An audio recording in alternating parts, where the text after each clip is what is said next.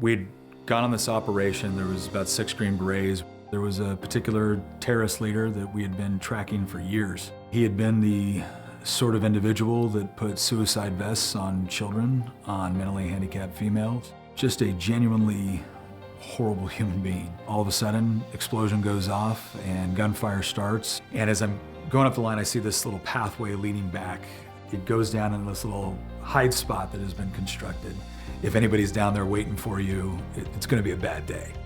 And in that moment, I honestly remember a story my father told me. He goes, well, Nick, we're the ones they call when there's a dangerous situation. And so I grabbed my flashbang, grabbed my pistol, threw the flashbang down there, jumped in after it. This terrorist he had been killed. The entire town, all the people come out and we're just celebrating because this guy who would ruthlessly oppress these people for years was gone.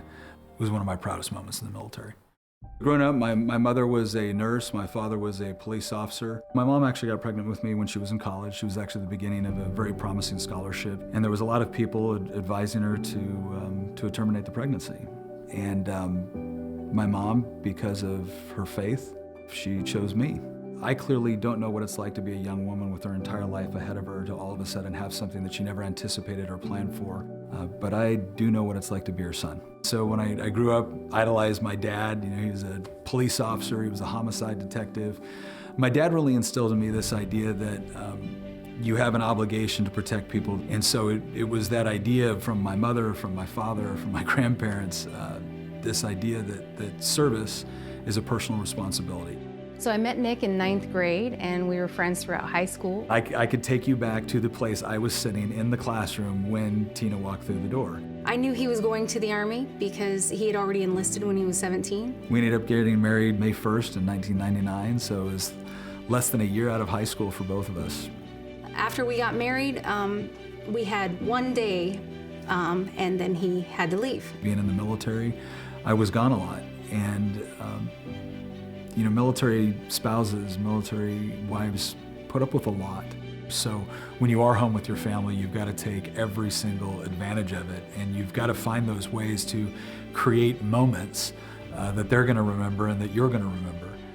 And then the other thing is making sure that you keep in touch when you are away. And so I would take video and I would take a lot of pictures, and they could pretty quickly be to him. One of my favorite videos that you sent me was when Allie was just learning to talk. And you said, say Dada. And she goes, Dada. You said, all right, now say Mama. Can you say Mama? Dada. We hit 20 years this year, and 3 children, and 2 combat deployments, and you know, several moves. So every sort of stressful thing you can imagine in a marriage, you know, we've had to go through that together, and each one of it has made us stronger. When I was looking to get out of the military, I remember a sergeant major that I really respected saying, you know, Nick, why are you getting out? I said, you know, Sergeant Major, the problems that we're facing right now are not military problems. The problems that we're facing right now are political problems.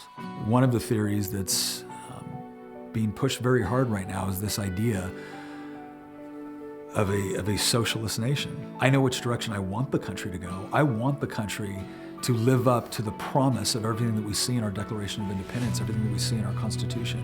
When we talk about individual liberty, when we talk about property rights, when we're talking about each person being able to pursue happiness, that's the country I fought for.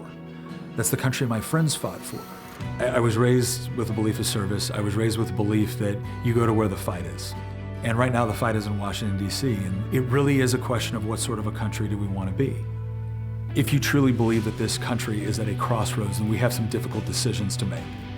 And one thing I learned in both combat and in politics is that cowardice is contagious, but so is courage. And if you are willing to be the first over those ramparts, you will be shocked at how many people will be willing to go with you. I am asking you to go with me. I am asking you to help me restore the promise of this country and to ensure it for new generations. I'm Nick Freitas, and I'm running for Congress.